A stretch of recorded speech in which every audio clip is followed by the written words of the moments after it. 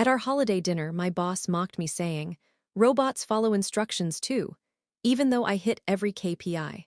Then he gave me a doomed project, smirking, "Let's see if Miss Perfect follows orders now." I did exactly what he said, and the $2 deal collapsed. And when the client asked who caused it all, I hold the phone in my hand, the client's voice hard and sharp, demanding an explanation. They want to know why everything went wrong, why the deal they were counting on turned to dust, why the project the boss put me on, the one he'd told me was doomed, blew up in his face.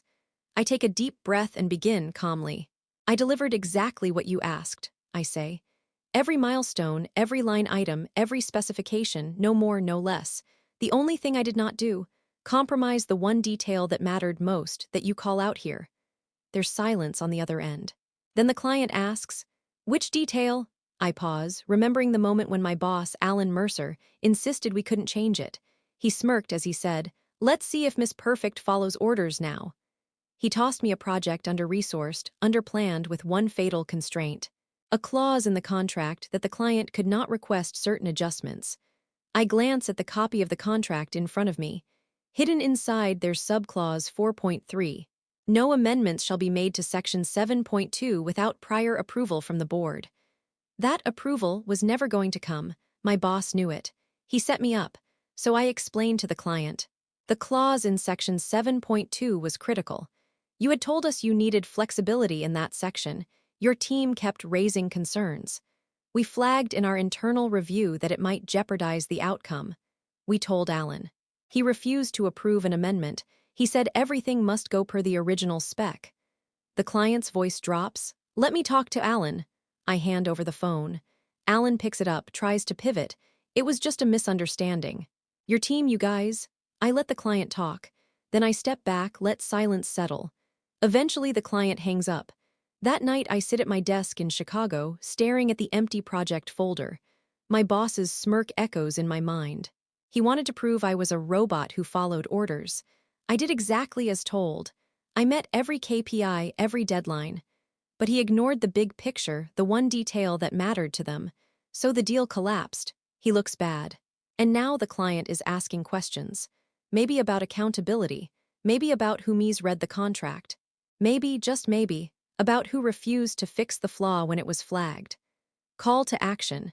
If you've ever been in a job where you followed every rule but still got blamed for the outcome, drop a comment with your city and tell me what they said to you. And make sure you hit like and subscribe because there's more of stories like this coming. Stories where the robot who followed orders walks away with more than just a broken deal. I'm not done yet. The pieces are moving. The client is planning a meeting.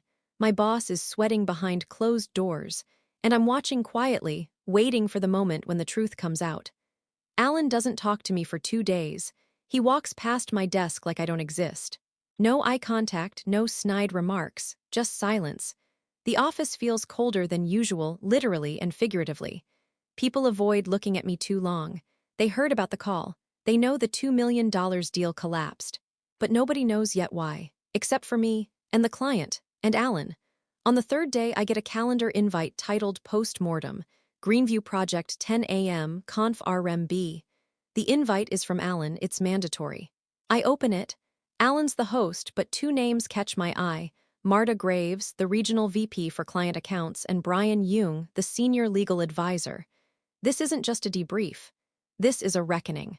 I walk into conference room B 10 minutes early. Alan is already there, wearing a smug little half-smile, sipping coffee like he's on vacation. "Nice of you to show up early," he says. "Maybe you'll learn something." I don't respond. I just sit down, take out my notes, and wait. Marta walks in next, heels clicking like gunshots. She nods to both of us, then says, "Brian's on his way, we'll wait." The silence stretches. Then Brian walks in, sets his laptop down, and looks right at Alan. "Let's get started.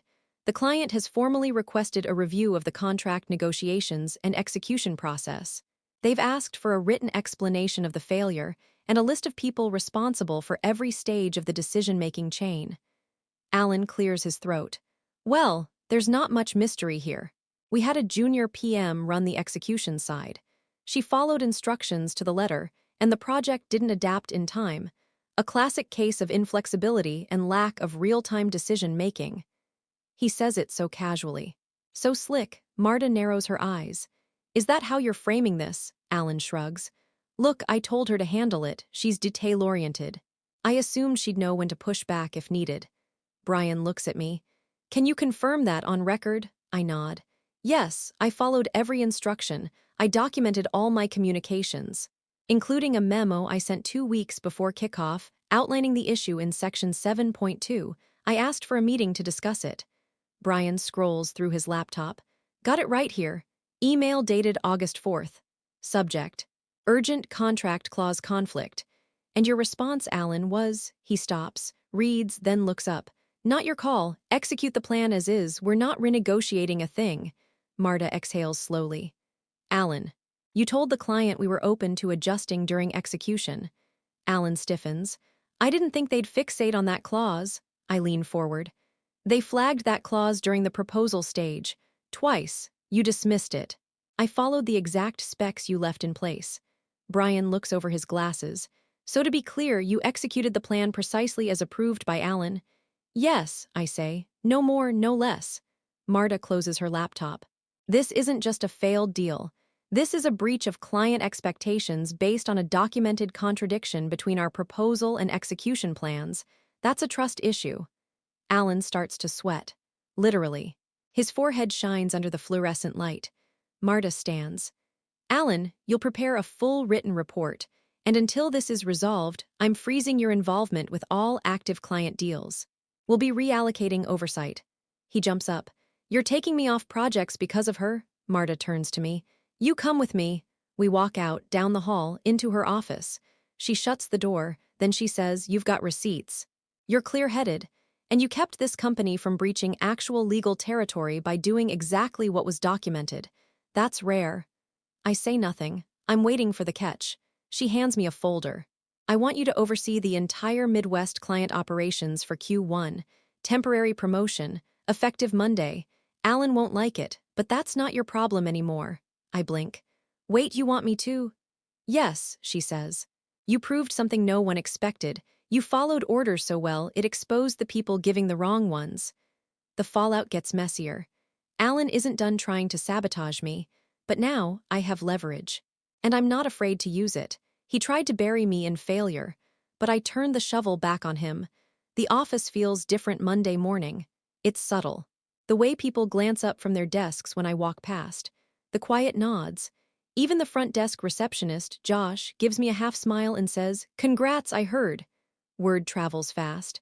Alan, on the other hand, is nowhere to be seen. His glass-walled office is dark. Blinds closed. No sign of life. I know he's still with the company, but Marta made it very clear he's benched. No client contact, no project leadership, and no decision-making power. He's fuming. I can feel it, even through the walls. But now, I've got work to do. By Wednesday, I've met with 5 teams under the Midwest region umbrella. I read every report, every dashboard, and every failed post-mortem Alan ever filed over the last 18 months. It's like opening a box of rotten fruit, cover-up after cover-up. Problems he blamed on others. Budget overruns he claimed were vendor delays. Missed KPIs pinned on interns. Turns out I wasn't the first person he tried to sabotage. I was just the first one who followed his instructions so precisely, there was no wiggle room to lie. And now, I know where the skeletons are buried.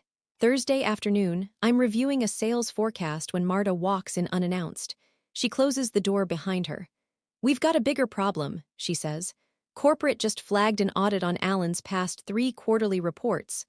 I raise an eyebrow. Is this connected to Greenview? Indirectly. The client shared our full email thread with their legal. Legal saw your warning. They're not suing us, but they did send a formal letter of concern. I nod slowly. So now Corp is looking into how many other ignored warnings exist. Exactly, she says. And here's where you come in. You were looped into multiple deals last year as an analyst. You probably saw things others didn't. I open a drawer, slide a folder across the desk. Already started compiling them. She blinks, then opens the folder. Inside. Project logs, Alan's redlined reports, emails where he changed dates, deleted flags, even one where he altered a vendor quote to make a project look like it stayed under budget. Her face goes pale. You've had all this? I nod. I kept backups just in case. By the next week, Alan is officially under investigation. Not fired yet, but suspended pending audit. His keycard access is revoked. His name disappears from group emails. HR is suddenly available for private check-ins. And then the emails start. Not from the company, from Alan. He uses a personal Gmail account. Sends me 3 messages over 2 days. All polite, all casual, but I can read the panic between the lines. Hey, just wanted to clear the air, no hard feelings. Hope we can chat sometime. Would be good to have a fresh start. You know how corporate types are, always looking for someone to blame. On the third one, he attaches a file titled Old Team Photos Smiling Face with Smiling Eyes. I don't open it. Instead, I forward it directly to Marta. Later that night, I get a text from a former coworker, Danny. We used to work together on the Quinton medical rollout.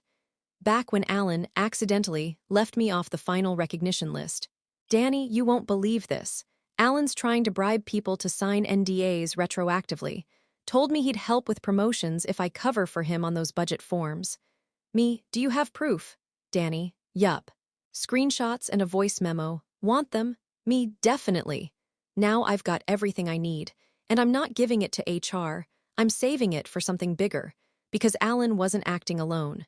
I found emails that CC'd a certain board member, someone who let a lot of this slide, as long as Alan kept hitting targets. And this person, they just approved my temporary promotion. They think I'm going to play along. Be grateful, keep my head down, they have no idea what's coming. I spend the weekend building a timeline, not just of Alan's sabotage, but of the whole system around him. Every deal he manipulated, every report he padded, every person who helped him cover it up or looked the other way.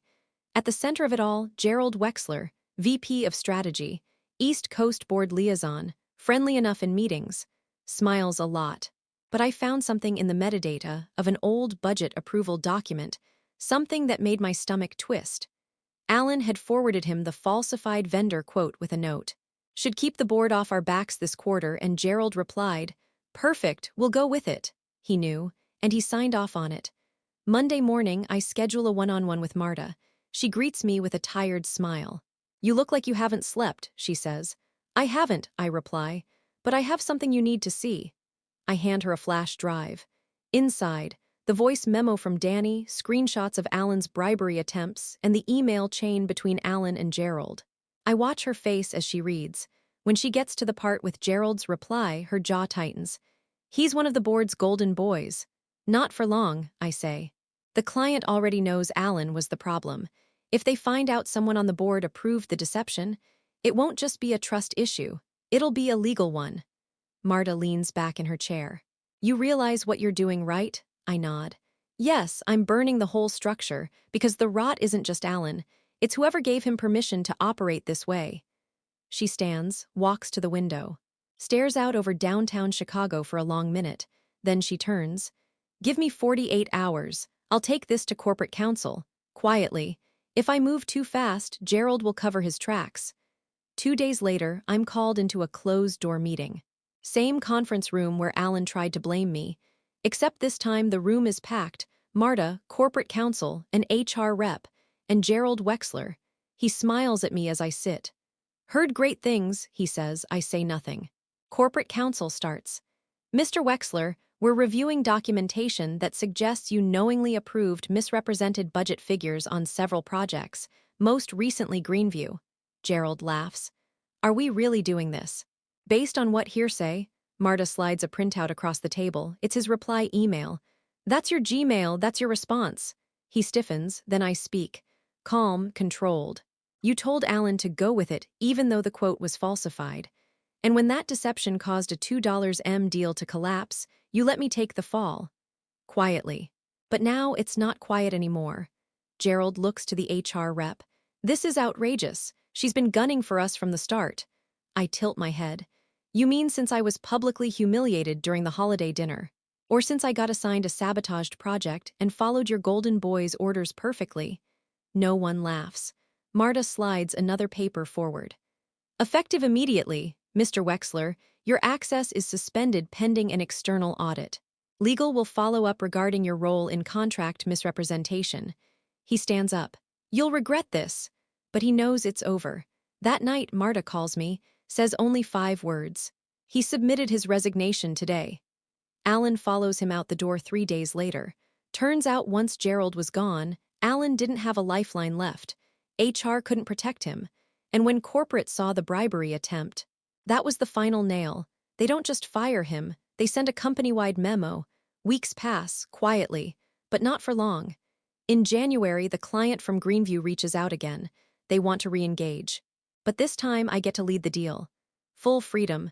No middlemen, no Gerald, no Alan, just me and the people I trust. Revenge didn't come with shouting or slamming doors. It came quietly, through documents, facts, consistency. I followed every rule until the rules bent to reality, and the people who abused them crumbled under their own weight. All I did was exactly what they told me to. No more, no less. If you've ever worked under someone who thought loyalty meant silence, drop in the comments.